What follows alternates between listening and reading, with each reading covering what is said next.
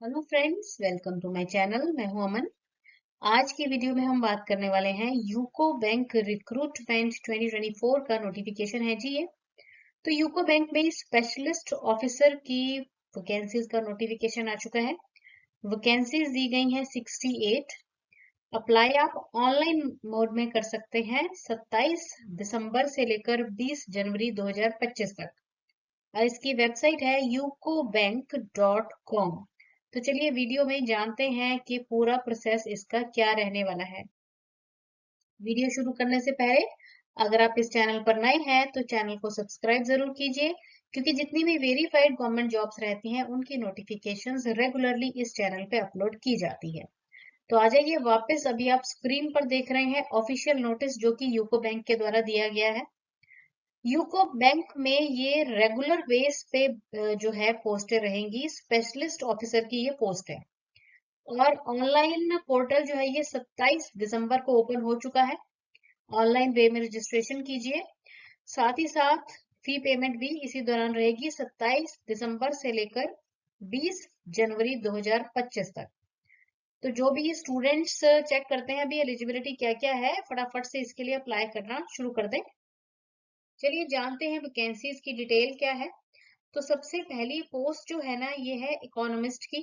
ठीक है, स्केल है JMGS1 और एज लिमिट है 21 से 30 साल। वैकेंसीज इसकी हैं 2 जो कि अनरिजर्व्ड में ही है। Fire and safety officer scale same है JMGS1 वाला। 22 से 35 साल एज लिमिट है, 2 वैकेंसीज दी गई हैं। सिक्योरिटी ऑफिसर की पोस्ट है, स्केल सेम है, एज है 25 से 35 साल, 8 पोस्टें हैं। रिस्क ऑफिसर MMGS2 ये स्केल रहेगा, 25 से 35 एज है, 10 वैकेंसीज हैं। IT officer scale same MMGS, 25 से 35 साल एज, 21 पोस्टिंग है। और सबसे ज्यादा पोस्ट रहेंगी चार्टर्ड अकाउंटेंट की, MMGS2 वाला ही स्केल है, 25 से 35 साल एज रखी गई है और वैकेंसीज हैं 25। तो इस प्रकार टोटल जो है ना 68 यानी कि 68 वैकेंसीज यहाँ पर दी गई हैं। अब बेसिक पे स्केल की बात कर लीजिए। तो देखिए जो अभी ये हमने बात की ना JMGS1, तो इनका जो पे स्केल है 48,480 से लेकर 85,920 है। और जो दूसरा था ना MMGS वाला 64,820 से 93,960, ये बेसिक स्केल दिया गया है जिसमें DA, HRA, lease accommodation, CCA, medical benefits और बाकी सारे अलाउंसेस जो हैं बैंक्स की तरफ से जो दिए जाते हैं वो सारे इंक्लूड रहेंगे। एलिजिबिलिटी में सबसे पहले तो इंडियन जो है आप नेशनल है, अगर नेशनैलिटी सिटीजनशिप भारत की है तो सबसे बढ़िया। बाकी यहाँ पे कुछ कंडीशंस दी गई हैं नेपाल भूटान से जो है। ठीक है, तो मेनली तो हमें क्या है कि इंडियन सिटीजनशिप जो है आपके पास होनी चाहिए। अब एज में रिलैक्सेशन दी गई है, SC ST को 5 साल की रिलैक्सेशन है, OBC को 3 साल की है।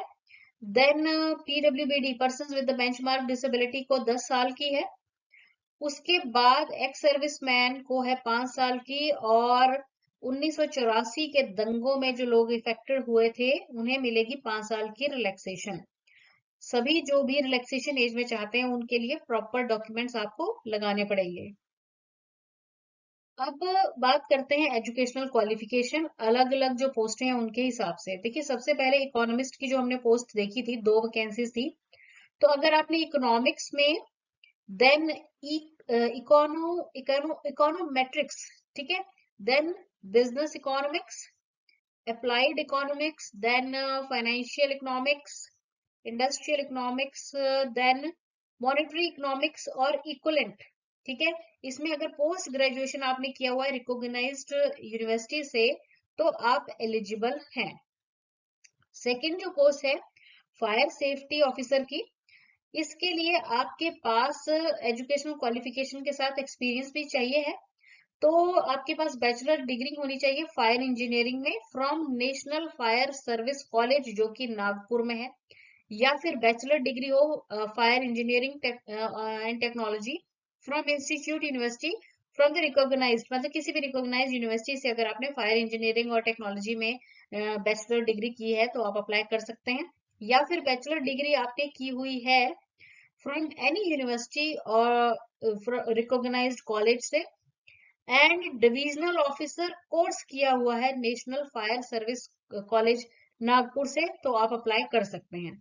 अब यहाँ पे एक्सपीरियंस भी मांगा गया है, 1 साल का एक्सपीरियंस अगर आपके पास है फायर सेफ्टी ऑफिसर का, और कहाँ का होना चाहिए, PSU, PSBs, central government, state government, या फिर city fire brigade, state fire brigade, fire safety in charge in corporate और बिग इंडस्ट्रियल कॉम्प्लेक्सेस वगैरह, तो आप एलिजिबल इसके लिए हो सकते हैं। ठीक है, तो मतलब मेनली यहाँ पे फायर इंजीनियरिंग में आपका जो है क्वालिफिकेशन यहाँ पर होनी चाहिए है। थर्ड जो कैटेगरी है वो सिक्योरिटी ऑफिसर की है। तो देखिए, सिक्योरिटी ऑफिसर के लिए यहाँ पर जो क्वालिफिकेशन चाहिए है वो तो ग्रेजुएशन ही चाहिए है, और एक्सपीरियंस होना चाहिए as commissioned officer of army, navy, air force. ठीक है, कितने साल का, मतलब मिनिमम 5 साल तक अगर आपने एज ये जॉब की हुई है आर्मी, नेवी या एयरफोर्स में, तो आप एलिजिबल रहेंगे। मेनली हम कह सकते हैं कि ये जो जॉब है ना, ये एक्स सर्विस मैन के लिए ही है बेसिकली। ठीक है, सिक्योरिटी ऑफिसर की। उसके बाद रिस्क ऑफिसर है।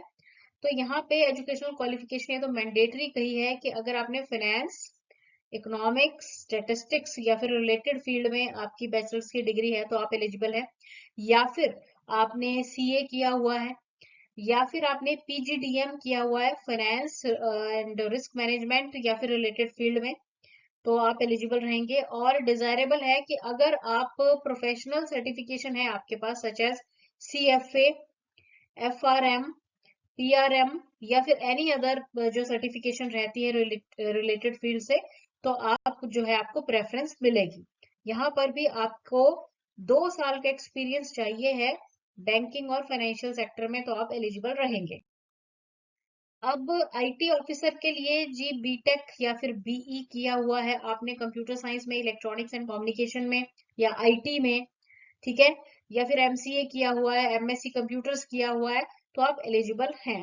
एक्सपीरियंस यहाँ पे 2 साल का आपका होना चाहिए है रिलेटेड फील्ड में, जिसमें आपको Java, Java production support, Microsoft net development, Microsoft net production, project management in IT, testing, then testing में सारा ये आ जाएगा, जावा, जावास्क्रिप्ट, पाइथन वगैरह। ठीक है, Windows, Linux system administration, database administration, वही मतलब डीबीएस वगैरह।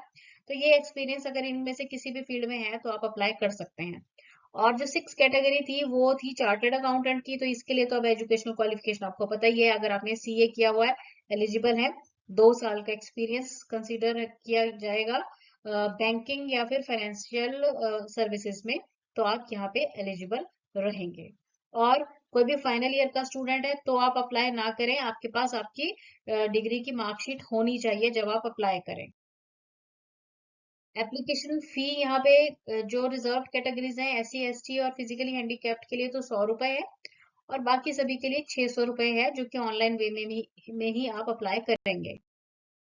मोड ऑफ सिलेक्शन देखिए, इसमें क्या है, एक तो सबसे पहले तो आपका ऑनलाइन रिटन एग्जाम होगा।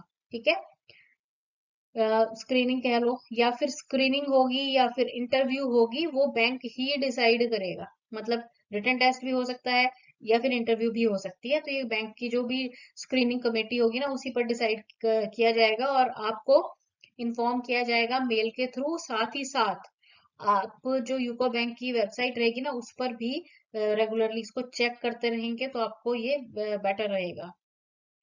अच्छा, अब इसमें प्रोबेशन पीरियड भी है, 2 साल का प्रोबेशन पीरियड रहेगा। ठीक है, तो इस बात का आपने ध्यान रखना है। 2 साल का रहेगा जो है JMGS स्केल वाले। ठीक है, और जो MMGS स्केल वाले थे उनके लिए 1 साल का रहेगा। अब यहाँ पे देखिए कि कैसे अप्लाई करेंगे, तो सबसे पहले तो बैंक की वेबसाइट पे जाना है, आपने लॉग इन करना है। ठीक है, उसके बाद स्क्रॉल डाउन करेंगे और करियर सेक्शन पे चले जाएंगे, वहां पे क्लिक करेंगे रिक्रूटमेंट अपॉर्चुनिटीज पे। ठीक है, और एडवर्टाइजमेंट ये नंबर दिया हुआ है 2024-25 COM 70। ठीक है जी, इस पे जाके क्लिक करेंगे, रजिस्ट्रेशन का प्रोसेस कंप्लीट करना है, और फिर लॉगिन करना है, एंटर द लॉगिन क्रेडेंशियल्स, सारे आपने अपने जो भी डॉक्यूमेंट्स वगैरह हैं वो सारे अपलोड कर देने हैं जो भी मांगे जाएंगे, ठीक है।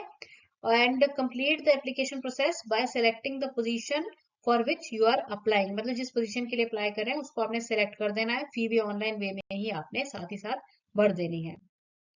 अब यहाँ पे एंड में बताया गया है कि जो भी सारी अनाउंसमेंट्स हैं वो वेबसाइट पर ही होंगी, तो रेगुलरली उसको आप चेक करते रहेंगे, ठीक है।